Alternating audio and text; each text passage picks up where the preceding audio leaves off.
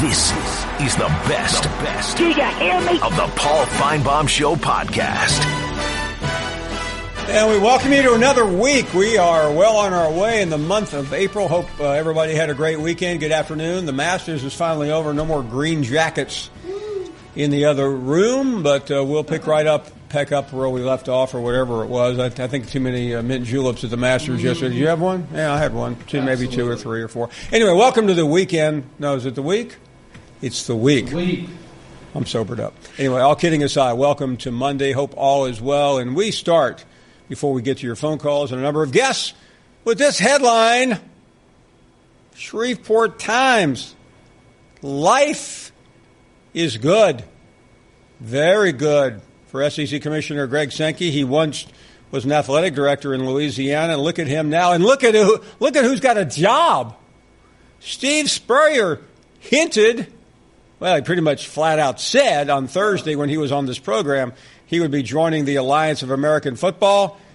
And then Saturday morning, I was flipping around the dial, and I happened upon the CBS Morning News. What we wanted to do is show that we could put the best people on the field, both on both sides of the line, I guess I should say. So a 7-time SEC champion, a Heisman Trophy winner, and a national champion head coach. There he is. Head ball coach. Head ball coach. Steve Spurrier will be the first head coach of the league. I've never seen it without a visor. I'm shocked. There we go. He's not a visor. All right. Hi, Steve. Welcome. Congratulations, Steve. Congratulations. Hey, thank you. Ball Thank coach. you. Good to be here. What was it that drew you to coming back into football? Because you left the game, and I'm guessing enjoying retirement a little bit. I got a call from J.K. McKay, and he started explaining the Alliance and the new rules. I really like 2.5-hour games, 30 seconds in between plays and so forth. Mm-hmm. And the fans want to see that. Yeah. And really, in life we all need a challenge. And I'm fortunate. My university's got me as a consultant ambassador at Florida. I really appreciate that. But this is a chance to get a bunch of guys to coach, compete, and try to win the championship. Heck, there's going to be a winner in April, and whoever does is going to do some celebrating. Will he be celebrating with Tim Tebow? Can you imagine Tebow leaving where he is right now, playing minor league baseball, to play minor league football? Spurrier invited Tebow. The two have never been, well,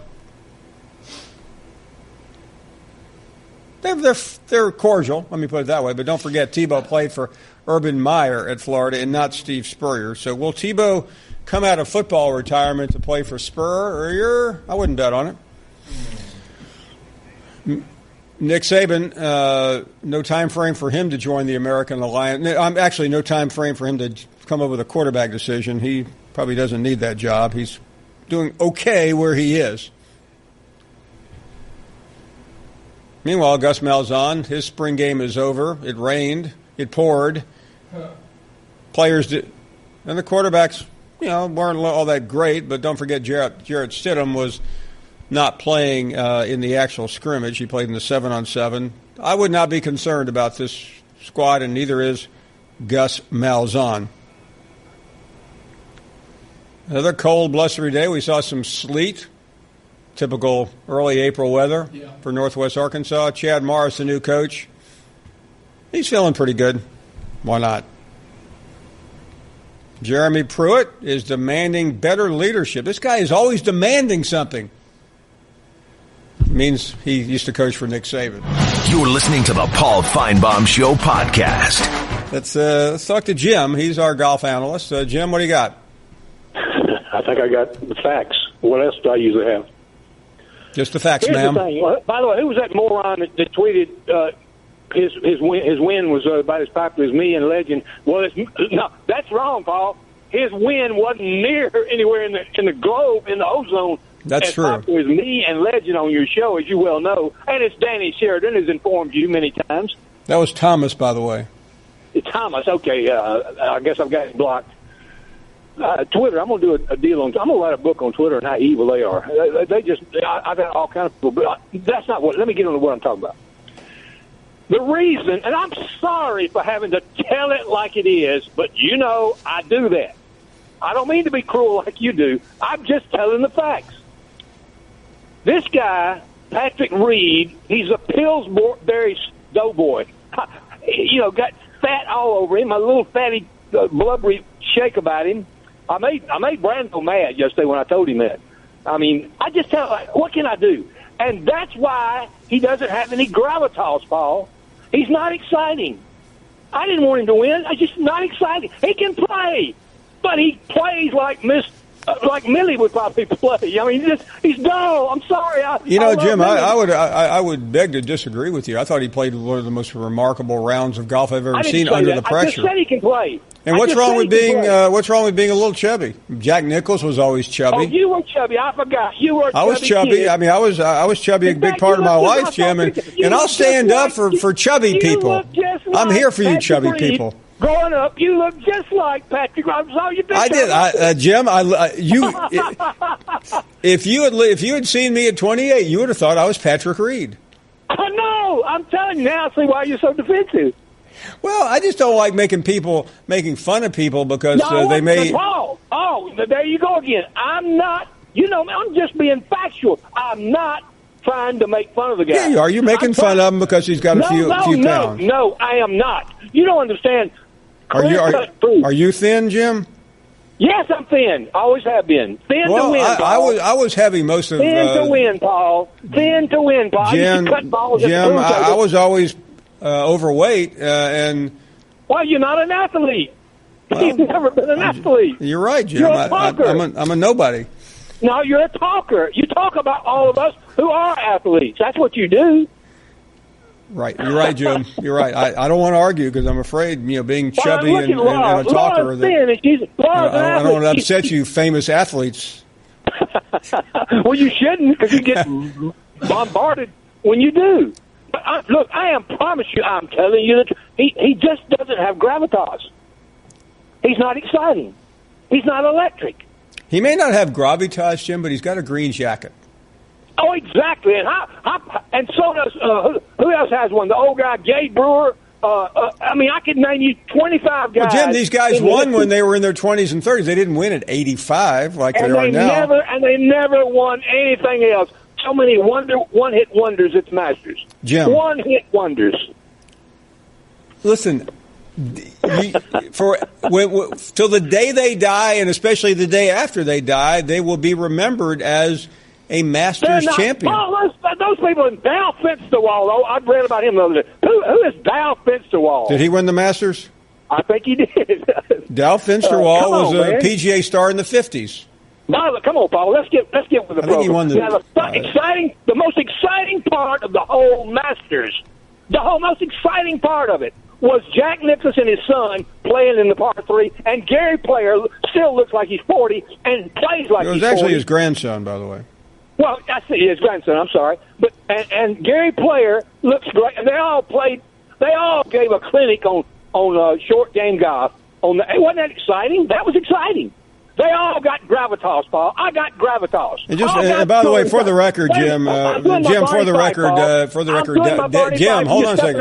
You want facts? I'll give you facts. Dal Fensterwall won. Jim, you always interrupt me. You never interrupt any other person. I just want to correct something you said. Dal Fensterwall won the 1958 PGA. He did not win the Masters.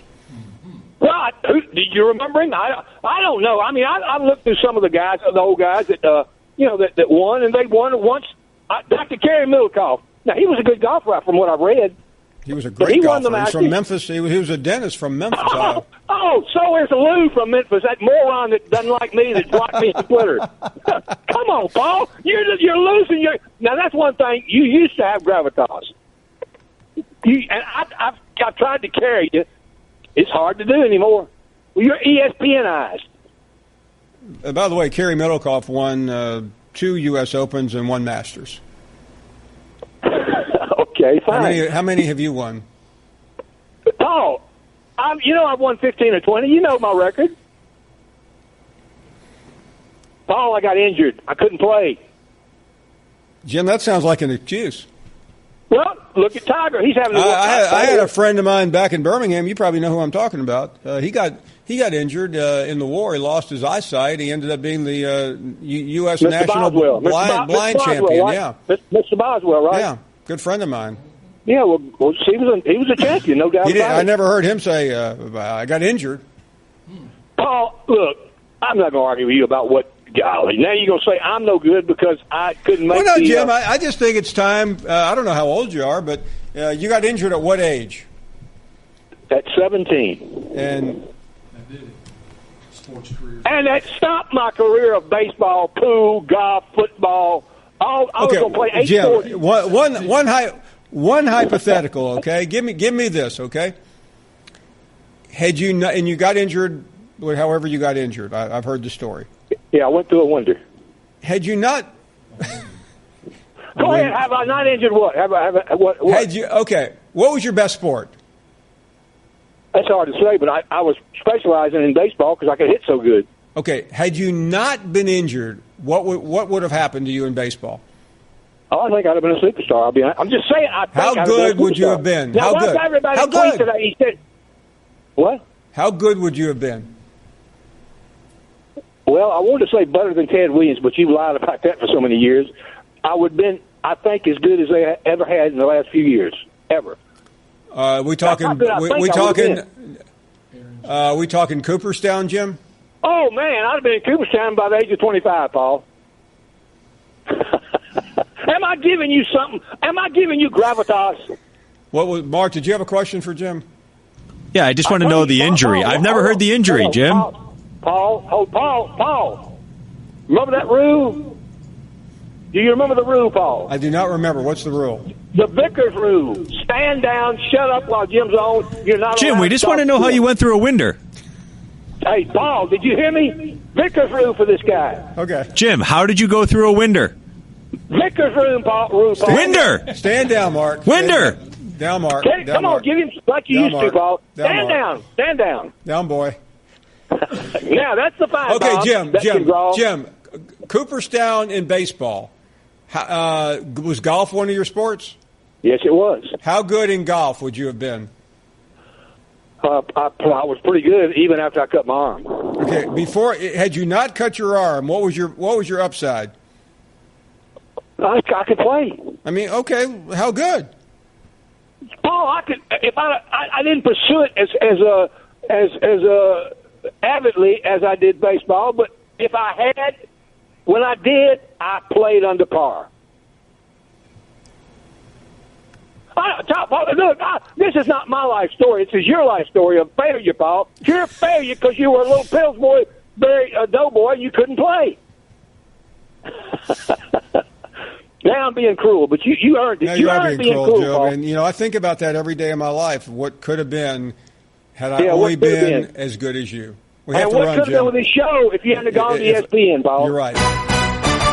You're listening to the Paul Finebaum Show podcast. You're not worth a flip. Our next guest was a contender. David Bazzel played something or other. What did he play? What position? I don't know what he was. QB. What position did you play, Bazzel? Linebacker. He could have been the next Leroy Jordan. Instead, he's stuck in Arkansas doing TV. Welcome to the show. Thanks, Paul. It's so good to have you back. It's been too long. So a lot of people are wondering about the Chad Morris era in Fayetteville. We've seen the spring game. I realize it may not have been the greatest indicator on a cold, rainy, snowy, sleety day, but what did you read out of it? Yeah, Paul, full disclosure, as a former player, I hated spring practice, never liked going through it. As a matter of fact, my first 3 years under Lou Holtz, I missed every spring practice because of injury and ended up getting the last 2 under Ken Hatfield. And most of the time as a player, you just want to get through it, get to the end, unless you're, battling for position. And I think you see a lot of SEC schools with, the quarterback question. And so I think, that's the big thing everybody wanted to talk about. Would you see some separation? We've had, 5 years of Allen brothers as quarterback. Of course, last year Austin Allen got injured and Cole Kelly came in and played some. But, that was sort of the story. And, it's sort of like you said, I don't know if you can take a whole lot out of a spring game. It was miserable conditions. You saw some of the players do well, some average, some a little bit better. I think the big picture, Paul, is that Arkansas is still, the only way Chad Morris is going to, bring this program out of where it's at is he's got to do that through recruiting. And, I mean, if you just from the eye test, they just don't have enough horses. They've got some decent players, that don't get me wrong, but they just got to get more players in there for sure. David, this is all a reflection on the past and not on Chad Morris, but in terms of actual talent, when was the last time you remember this program having as little talent in the hopper as Arkansas does right now? You know, I cannot remember, Paul. I've been in the state for almost 40 years since I came from Florida, and I can't recall. You know, even the Danny Ford years where you were not winning, you had talent there. I've always said, you know, you better have 5 to 10 guys that have the opportunity to play on Sunday. They're going to get drafted. They're going to have legit chances, free agents to play. You can't be, you know, not everybody can be like Alabama or Georgia and have, you know, 15 guys or, you know, that are going to be playing on Sunday. But you better make sure you've got 5 to 10. And, you know, the year 3 for Brett Bielema, you saw a little bit of that. You had Trey Flowers and Darius Philon and a few other guys that, you know, are playing in the league now. But, you know, the last couple of years it's dropped off. And I can't remember seeing, even Chad Morris has come in and said the overall team speed is lacking. Physical up front on both sides of the ball. I don't know if we've just, you know, Arkansas has just missed on players or what the deal is, but from an overall total number of just NFL-type players, this is probably the lowest I can recall ever seeing it. David, you watch this program pretty closely, and I know it's always easy now to say, well, Brett Bielema did this wrong or that wrong, but as it was unfolding, what were you seeing? And I know sometimes you don't want to just spit it out in cold blood, but what were your thoughts, and where did it go wrong? Yeah, that's been talked about quite a bit, Paul. If you think about it, you know, the last 5 years under Brett Bielema, you averaged 2 SEC wins, but that third year you hit that 8-win mark, and you think maybe he's turned the corner, and then you lose some pretty good assistants. You lose, you know, you've already lost Chaney. You lose Sam Pittman as well. And so he had a pretty good turnover of assistant coaches. And you know, in this league, in the SEC, there's a lot of great coaches, assistant coaches, and you better make sure you have some of them. So I think that caught him a little bit. And then the thing that really had been his calling card, Paul, is the offensive line. You know, the first 3 years, if you remember Brett Bielema, they had the fewest number of sacks allowed in the SEC. That was under Sam Pittman. The last 2 years, they gave up the most. 70 sacks in the last 2 years. And so, you know, what you saw on the line, you just really saw a void of those outstanding offensive linemen that, you know, you sort of saw early on in that first couple of classes that Brett Bielema signed, and it caught up with the Hawks pretty quick as Austin Allen ran for his life there those last 2 years. So now that Morris is in, and by the way, I mean, we're seeing an offense we haven't seen anything that resembles this in a long time. Certainly Petrino had things going, but how long does this offense take to really start clicking, and what does he need to make it significantly competitive?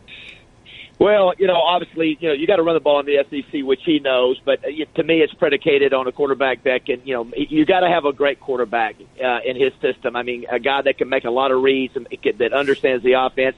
They don't have enough speed on the outside to be threat deep. We saw that in the spring game, so he mentioned that. You got to have more speed in the passing game. And my big concern, Paul, I still go back to the offensive line. I'm still a little concerned. You got a lot of returning starters from last year, but that could be a good or a bad thing. So I just think everything that's got to get upgraded. The offensive line does. You got to have more speed at receiver, and you got to find a quarterback that can play. So, you know, really, the answer to your question is everything. I think the running back position, I think, Paul, you've got some good running backs there, but I think the question is who's going to be the quarterback, just like in Florida, just like at some other places. Who can be the guy that can run Chad Morris's offense? Because it's fast, Paul. We didn't see it Saturday. It was nothing like it's going to be.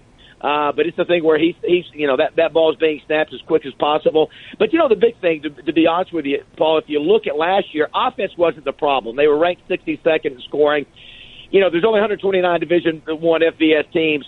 The Razorback defense, I think, was ranked 112 out of 129 in scoring defense, giving up points. They gave up 36 points. So John Chavis, to me, has really got the biggest job here, Paul. And I think Saturday, probably the defense looked better than any probably team unit there, and the defensive backs looked probably the best of anybody. Let me follow up on Chavis because he's been around. We know his roadmap the last 10 or 15 years, and some were surprised when they learned that he had been hired there. We've seen some good indicators, but what are your impressions of Chavis so far? Well, certainly there's been some, criticism of, he didn't achieve a lot at A&M his last few years with the talent that he had, and that's, that can be a fair assessment. But, one of the things that Arkansas has got to do, Paul, I don't care if you get run over or outrun. Just be in the right place when you get outrun or get, run over. That's one thing that John Chavis can do. He can coach the X's and O's. He brings some of his other assistants that Arkansas are familiar with. Steve Caldwell, longtime assistant with him at Tennessee. I do think it's interesting, Paul. Arkansas, I believe, has the youngest offensive coordinator and the oldest defensive coordinator in the SEC. Joe Craddock, 32. John Chavis, 61 years old. So I think he brings the mentality. I think he wants to prove some people wrong, Paul. I think he's heard the criticism and that maybe he's over the hill and, his time's up. And listen, this defense is really what's needed the biggest help the last couple of years because, as you saw, Arkansas could not stop anybody the last couple of years. David, we've occasionally peeked in on the schedule, and there aren't the schedule doesn't have that non-conference game that is as frightening as we have seen in recent years, but there's still some prickly games, I guess you could say. I know that these are questions that people hate. We're talking about Eastern Illinois at Colorado State, North Texas, and Tulsa. But when you consider that Alabama is on the schedule, a road game at Auburn, a road game at Mississippi State, the usual suspects, although it's a little bit easier on the other side considering that Missouri and Vanderbilt are the crossovers, what's realistic for this year? Well, it's really 2-3 game seasons, Paul. You just mentioned it. Eastern Illinois, Colorado State, North Texas. Can you get 3 out of that? You go 2-1, I don't know, but you got 3 potential wins there. Then you got Auburn, A&M, and Alabama. Odds are you're not going to get a win there. Then you got Ole Miss, Tulsa, Vanderbilt. Can you get 3 wins out of there? They beat Ole Miss last year barely.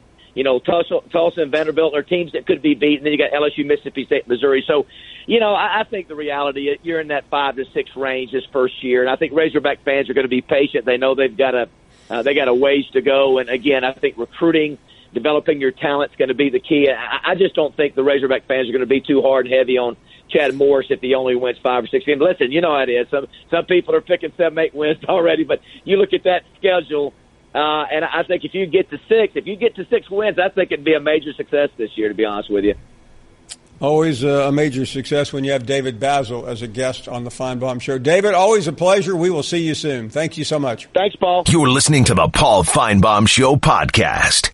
Ryan, I don't know how else to say this, so I'll just say it. What is it, Linda? I think we should see other people. Are you breaking up with me? On a roller coaster? Well, we do have a lot of fun. Maybe we should stay together.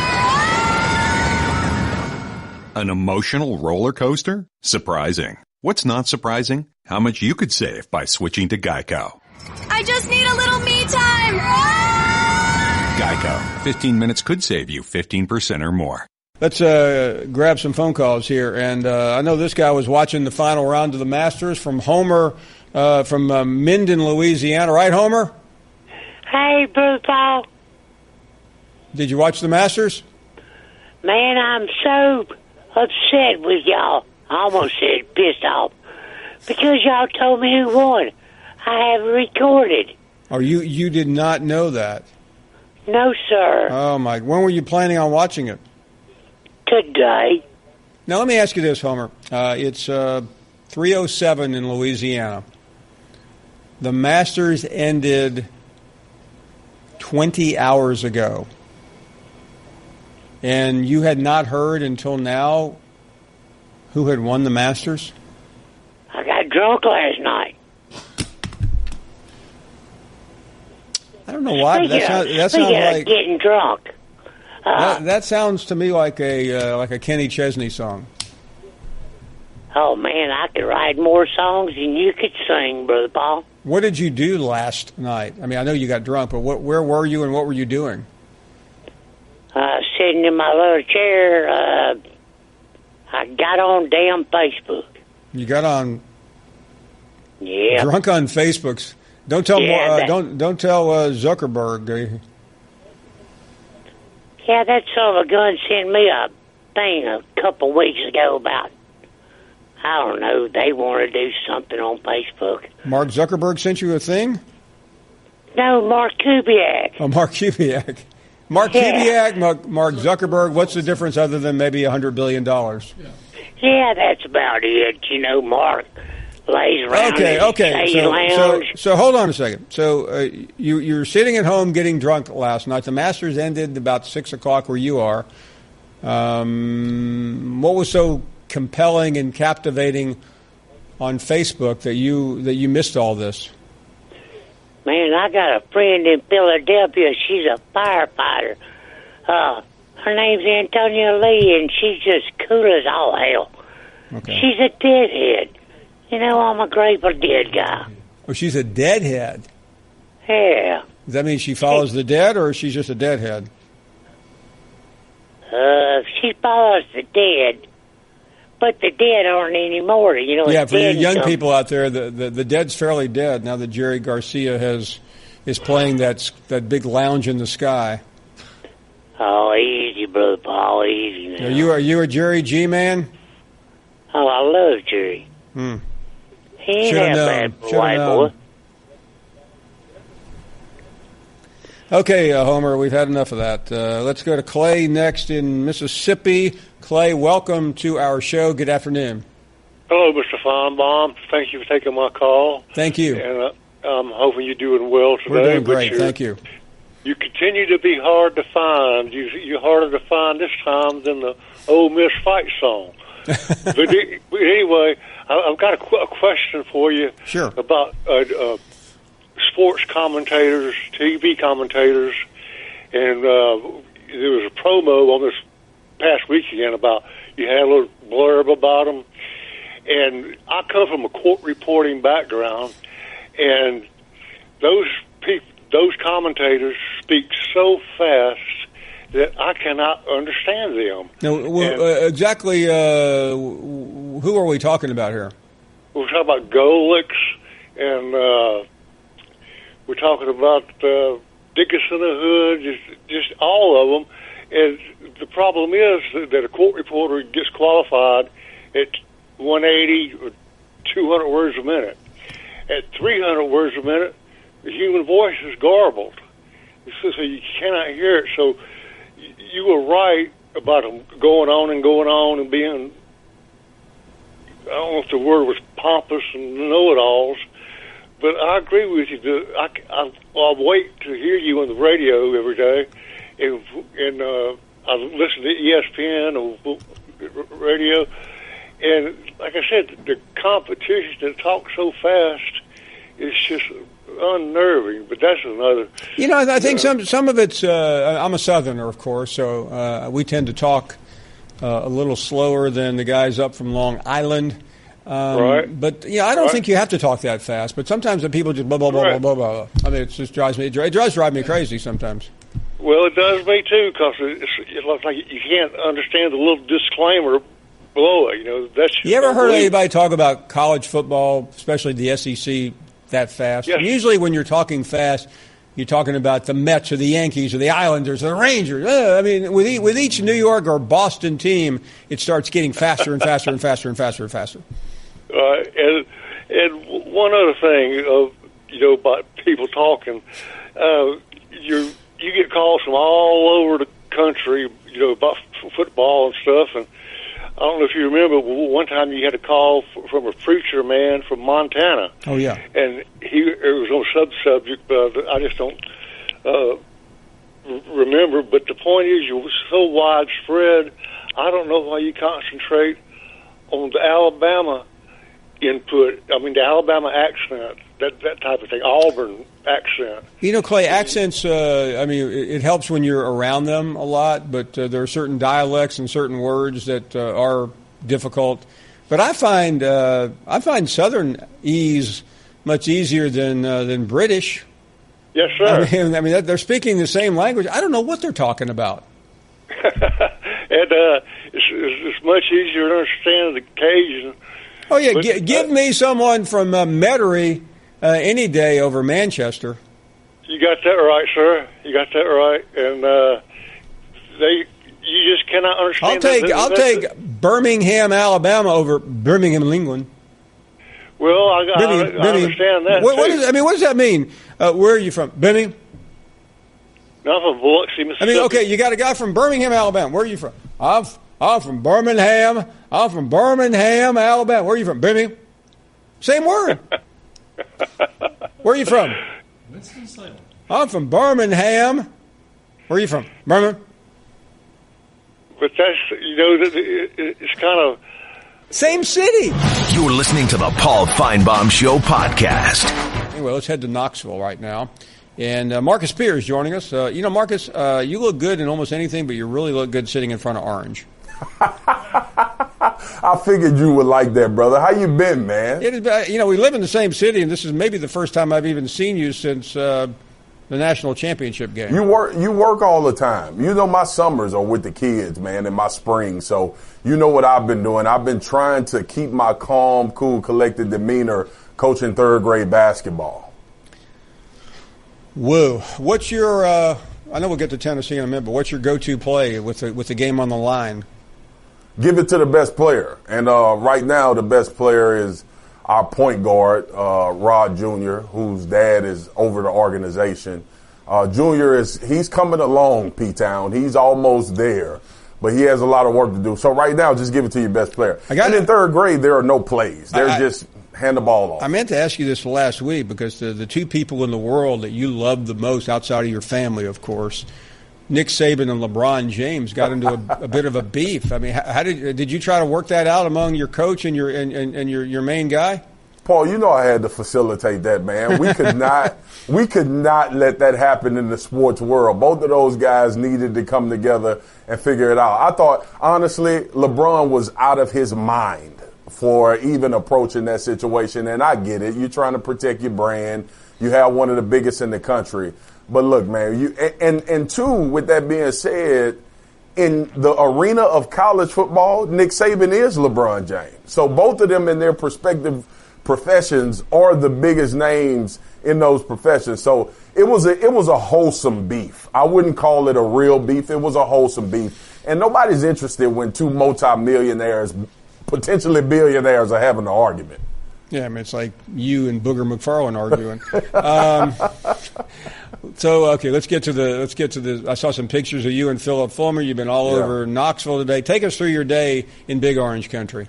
It's been a great day, man. And I don't know if you remember, but I got killed for saying that this was one of the top jobs in America. And I still feel that way. When you walk around these facilities, what they have to offer as a program, it's still one of those places where you say they're up to speed. And, Paul, I found out today they're doing renovations. They're about to do a new weight room. The coaching staff is eerily similar to when you go down to Tuscaloosa. Everybody heads down. They're working from the executive assistants is what they call them, not secretaries. The executive assistants, all of the coaches, the hallways are very quiet and everybody is just working. So it's almost like that demeanor you expect from Jeremy Pruitt, it has already filtered through this building. And then obviously getting a chance to catch up with Coach Fulmer, I like to call him. I asked him, should I call him A.D. Fulmer or Coach Fulmer? He said Coach. That feels better to him. And having a chance to talk to him, the support of the administration for Jeremy Pruitt, everybody's happy about what the outcome has been after the total disaster that went down with the coaching search here previously. So I think they're in good hands, man. And obviously the thing that you get from everybody around here is that Jeremy Pruitt is a football guy. There's a buzz in the weight room, new strength and conditioning coach. Coach Fitzgerald came over from the Houston Texans. I got a chance to talk to Marquez Callaway, one of the receivers on this team. Shy Tuttle is healthy, one of the big defensive linemen who I think can be outstanding if he can stay healthy a full season and really get to his potential. So it's the vibe is good, Paul, but you know that vibe changes quickly when it comes to September and the rest of the way. So we'll see how it goes. Yeah, and I want to ask you about that because, we talked to Coach a couple of times, and, he's just like straight shooter. He's not trying to joke. He's not trying to do anything but coach football. You've played for guys like this. Yeah. Who does he remind you of? He's similar to, I'll say this. When it comes to working the building, and that's minus the football field, working the building, to me, it's like Will Muschamp. Will was very business-oriented, always about football. And obviously, these guys have personalities. Pruitt has a personality as well.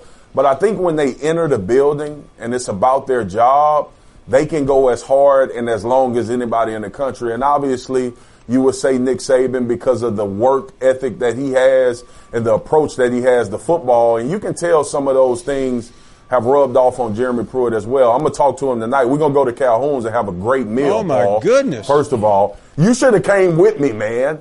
I don't know what kind of diet you're on, but I've lost 54 pounds. You've lost 54 pounds? 54 pounds, man. Man, you must have some good people advising you. Yeah, I have Paul Finebaum who weighs 105 soaking wet. Am I giving you too much, or is that enough? I've been on an eating binge this spring. I'm up to Really? about 110. It goes to your hair because I see the thickness. Oh, yeah. You know I watch the show. You know I'm a fan of the show. So I've been checking you, John, and Mark out, and Randall has been on there as well. But it's going to your hair, man. Well, you know what they said about the hair, the more hair. Anyway, Marcus, in terms of expectations, and I know this is a line that people hate, especially in a transition, but what is this team capable of? I think this can be a 7 or 8 win football team, Paul. Whoa. I really do. And I'm going to tell you why. It's because we've gotten so souped up on Georgia. Everybody's excited about Florida and Dan Mullen.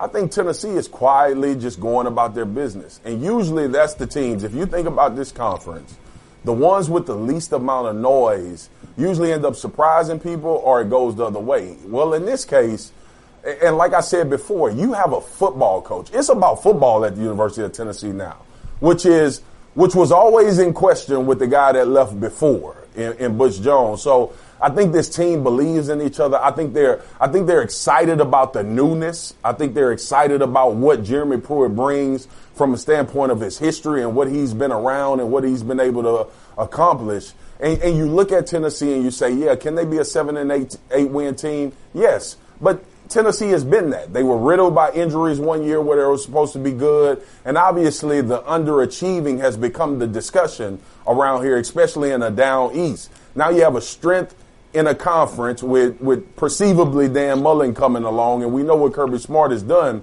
I think Jeremy Pruitt can get this team to perform up until their level. They have the players to get it done. Now, obviously, the quarterback situation, like most schools, is in question. But with that being said, if you can get production out of that spot, as far as the offensive and defensive line, they have dudes. I met 2 linebackers today, Paul. They look like 7-year pros in the NFL. And they're just, the vibe is right. And you can tell, like, it's almost like this. If you're not buying in, you won't be here. And I think that's what Tennessee needed at this point. Wow, some optimism from Marcus. Marcus, let me hear from you one of these days. I mean, I'll be around, man. Okay, I'll be around. We got to get that bag right though, and you know what I'm talking about. I do know. I do know exactly what you're talking about. Hey, we will talk soon. Look forward. All right, brother. Talk to you soon, man. Marcus Spears joining us from Knoxville. A pretty upbeat report on Jeremy Pruitt and the Volunteers. Did he say 7 or 8? Is that right? Make sure I heard that correctly. Wow. You're listening to the Paul Finebaum Show podcast. You're not worth a flip. Stewart Mandel, I know how he would answer this question. Between the NBA playoffs and the NHL, Stewart Mandel from The Athletic would answer college football. Stewart, thanks for the time. Great to have you on board. So give us an update on your place of employment. I read a lot of positive things about it. Yeah, thank you, Paul. The Athletic is doing very well. Our corner of it is the All-American, the college football subscription site, which people can go sign up for right now at theathletic.com. We should have some interesting news in the next week or so about some coverage plans related to the SEC, so I would tell people to stay tuned for that. Well, cool. I'm all over it. Well, it's great to have you on, and we are working our way through spring games across the South and across the country. But no matter what seems to be happening in spring, the narrative has not changed dramatically, or has it, about the upcoming college football season. How do you see it? Yeah, I mean, I think people right now are still focused on the teams that played in the national championship game last year. And you look at the SEC and you say, is there anybody else that can dethrone one of those? And then Auburn obviously was in the mix as well last season, so maybe I should be saying it as more of a 3-team group. But as you look around the conference this year in spring football, somebody's going to emerge. Somebody's going to emerge as a surprise team, whether it's one of the many schools that has a first-year coach or somebody else. But, it's hard to right now to identify who exactly that's going to be. Stewart, we know Alabama, we know Georgia, we know Clemson. Who else is in that front row, that first page, if we're talking about college football next year? Ohio State at this point is a program that you can count on to be in that mix every year under Urban Meyer. They've either made the playoff or come very close in each of the first 4 years of the system. Now, they have their big question mark, obviously, is quarterback. J.T. Barrett was there for what seemed like 27 years, and they have to find a new starting quarterback. But we saw Dwayne Haskins, he'll be a sophomore this coming season, redshirt sophomore, stepped in and played very well in the Michigan game last year when Barrett was hurt. So I'm not too worried about that for them. They'll have a great running game. They're always very talented on defense. But, will they be, I guess the word would be more consistent this season?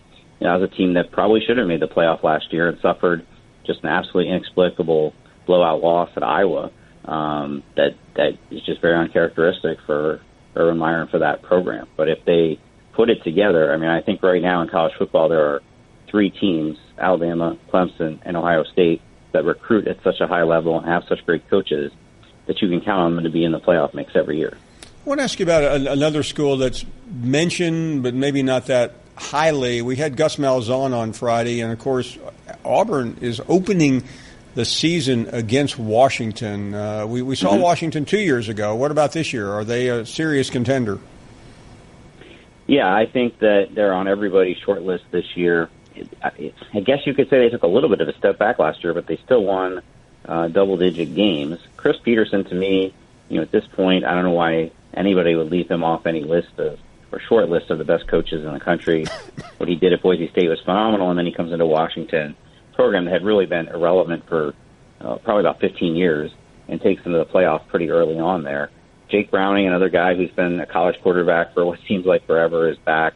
But with Washington, what really stands out is defense. They've built something there right now where year in and year out since he's been there, they field an elite defense. And so they're the clear front runner to me in the Pac-12. And, of course, if that were the case, then they'd certainly be on the playoff short list as well. Talking to Stewart Mandel, the editor-in-chief of The Athletic. He mentioned the All-American, the college football site. Stewart, I do want to ask you about the state of college football. I think I read on your publication a story recently about attendance in college football. There are other issues. There are always issues. This is a yearly conversation, maybe not as much in football as college basketball, but your thoughts on the state of the game. It's interesting, Paul. Yes, the state of the game, I think it's still very healthy and very popular. And, if you look at the TV ratings for the national championship game last year, I believe they were even higher than the Oscars. So from that standpoint, it's healthy. But the article you're referencing on our site by Michael Weinreb, really, it took me by surprise. It was about, the attendance declines we've seen statistically this past year was the biggest drop-off percentage-wise in a long time. And so he publishes that article, and then our commenters, there were so many comments to that story of disgruntled fans, people who are college football fans who've given up their season tickets or stopped going to as many games as they used to, and listing any number of reasons, the cost being one of them, but also late kickoff times might be one of them, or the games are going, as we see now, sometimes 4.5 hours. You add in the time that people take to drive there and back. You and I think college football and attending a college football game for decades and decades was, you would do anything to do that. It was the premier fan experience. And what we're seeing now is a lot of people are saying, you know what, I've got a really big TV at home that shows me 8,000 different replay angles, and I can get up and get food and drink without standing in line, I think I'm going to do that instead. And I think that should be really alarming to college administrators. Because at the end of the day, yes, they make a lot of money from TV, but a lot of them still rely heavily on the not just the ticket sales, but the concession sales and the buying tailgating permits. And, of course, a lot of schools make you give big donations to get those tickets. So I think it's an alarming time right now for college ADs, seeing those trends with the attendance. And you know this, Stewart, for years, college administrators have been talking about making the fan experience better, bringing people back to campus. And this is not a new issue, but what I've noticed, and this is just being on a college campus every week, our students are not as enthusiastic today as they were 10, 20, 30 years ago. They'd rather do the same thing. They'd rather be able to interact with their friends during the game, which is not always easy to do if you're sitting in the student section or sitting in the stands with some guy in front of you dropping a beer on you. How important is that aspect of this conversation? Yeah, Paul, you're exactly right. I went to an Ohio State-Michigan game 3 or 4 years ago in Ann Arbor, and I was shocked. At kickoff, the student section was not full for one of the premier rivalries in college football, and we're seeing that across the board. I think obviously administrators are aware of it, have been for some time. I think they've been focused on the wrong things, though. The thing I see most is, we just got to improve the Wi-Fi speed in our stadium because the kids want to be on their phones. That's part of it, but no, I mean, there's a much bigger issue at hand, and I don't have a great answer for it. Why are students less passionate about college football on their campus to begin with? Is there a point where you've gone too far in terms of we can schedule anybody? We can schedule Mercer or the Citadel or whoever, and 100,000 people will still show up. Or do you actually need to put a good product on the field and an interesting opponent to get students in the stands? I've talked to many IDs. They know it's a problem. They haven't been able to identify the right solution.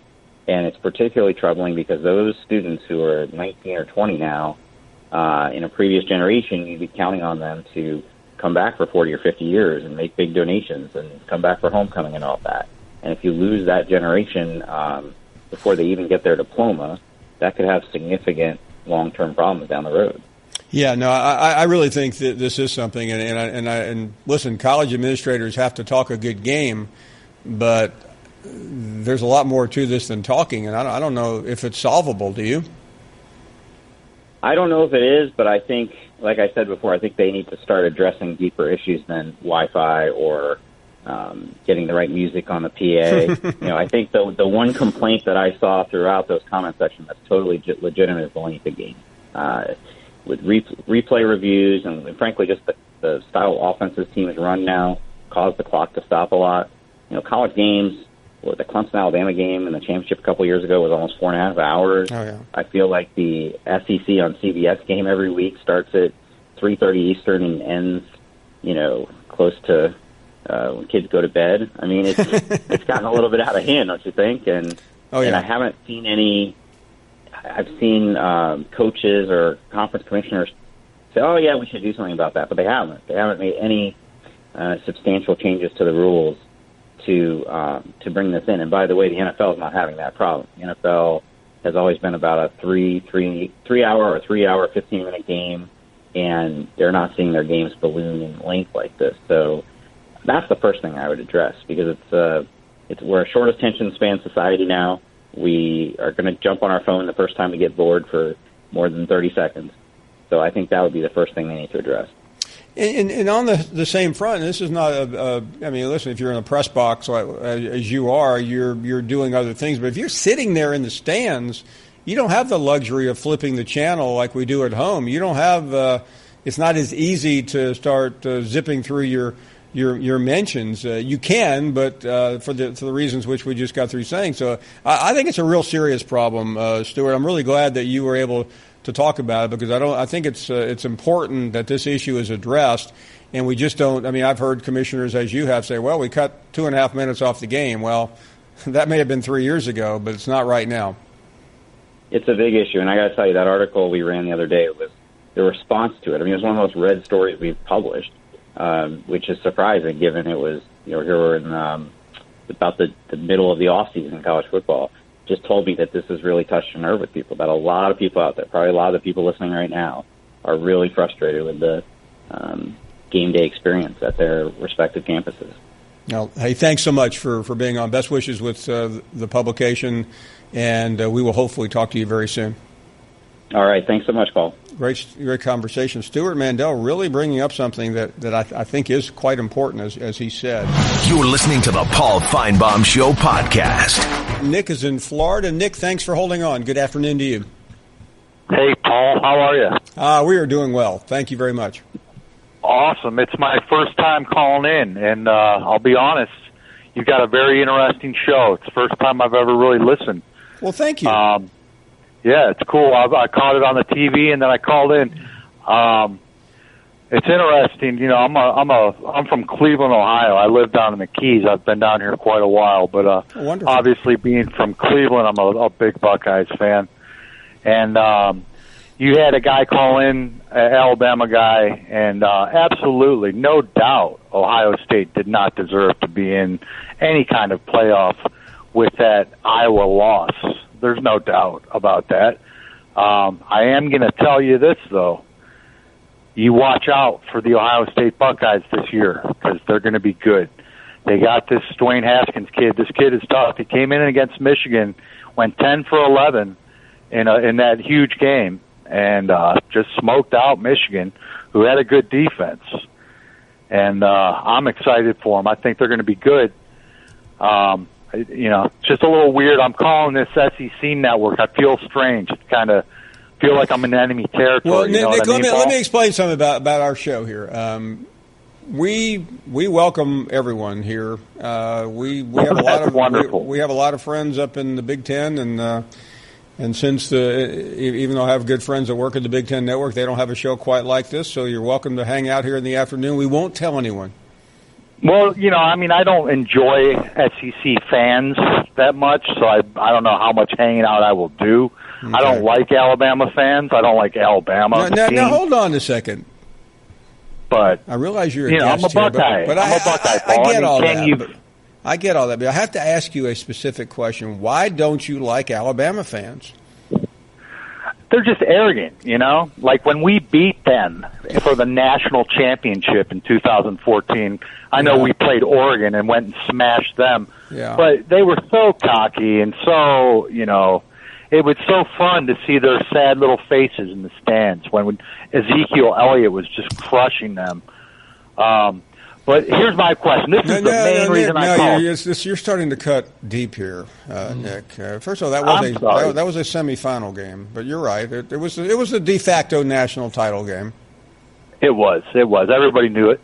And you felt like Alabama fans did not take. They didn't take professional. They didn't take that loss well. Oh, come on.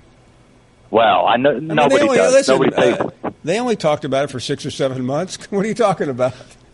Nobody takes a loss well. I want to know, why did you're a professional? You know about this, and they don't talk about this. Nobody talks about this. Why did Urban Meyer stick with J.T. Barrett when J.T. Barrett is not a good quarterback? Good question. And he hadn't been for 3 years. The guy could not complete a pass in a pressure clutch situation. And he just kept rolling with him. No, you're right. Listen, I think some of it was stubbornness. He kept thinking it was going to work, and JT he had the great game against Penn State, didn't he? He had a decent game, yeah. But he had few really big games. He could not hit the long ball. He would not complete a pass over 20 yards. Right. You had that 2014 season, they were throwing bombs all over the place. I still haven't gotten over the 2014 season. Not the 14 season. It was the 15 season is the one that blows me away. Why he didn't give the ball to Ezekiel Elliott against Michigan State. Exactly. Instead, they run J.T. Barrett around the corner for 2 yards a pop. Now, that was a blunder. I mean, Urban's one of the best coaches in modern college football history, but he has a couple of marks on his resume that are still not explainable. He sure does, and you know what? I mean, it could have been something. We could have been something together. I was on a show a couple of months ago. And Ohio State Because we get ripped on so much from you people down south who think we don't play football well. But Nick, I mean, listen, Urban has underachieved, winning one national championship at Ohio State. That's fact. Absolutely. Yeah. That 2015 was the same team, and they were even a year older. In 15, they had the best team in the country. Nobody was. Listen, I know Alabama and Clemson were not far behind. Ohio State was hands down the best team in the country. Well, I'll tell you what, for your Alabama listeners, we're going to wipe your butts this year and smoke them. Do me a favor, Nick, okay? Yes, sir. Nick, do me a favor. I know you don't like it here, but can I beg of you to stick around for one more call? I want you to, when you hang up, I want you to listen to this next guy, okay? I'm going to stick around, Paul. Okay. Good, thanks good for the deal. call, Good to Nick. talk to you. Okay, I don't want to repeat it, but he said Ohio State's going to wipe the floor. Wipe Alabama's butts and smoke them. Larry, what do you say about that, my friend? Whoa, I got some sad news for him, Jack. Are you listening? Who cares about Ohio State? You're irrelevant. Yeah, you're going to wipe our butts, and then you're going to flush the commode for us. That's all you're going to do. You're going to be our hey boy. Hey, boy, get that toilet paper over. Come here, hey, boy, wipe my butt. Now shut up and get back over in the corner. That's what you're going to do, you Big Ten, all y'all like. You do one thing, and then you think you own the world. This is our world. This is the football world, Jack. This is SEC. Did he realize, Larry, that Alabama has won 2 national championships since that game and probably could have won 3 easily, and he's still crowing about one game? We're going to wipe your butts this year and smoke them. Yeah, and then he wants to come up wiping my butt. So hey, Larry, one more time. I want you to listen to this. We're going to wipe your butts this year and smoke them. Oh, man, you like to get personal, Jack, but I guess I'll let you one time. You can. I don't know how you can smoke it, but you sure can wipe it, Jack. And that's, you know what, got skunked. Got rolled over. Your Big Ten buddies in the booth in there. Everybody they pulled for got slammed. And so get away. Go on. You know, shoo. Go back to that Yankee Doodle country where you're from. And you talk funny, Jack, because this is roll down tide country, son. Woo! Jack! Man. We're going to wipe your butts this year and smoke them. I got drunk last night. Thank you for listening to the Paul Finebaum Show podcast. The Paul Finebaum Show airs weekdays on the SEC Network, beginning at 3 Eastern.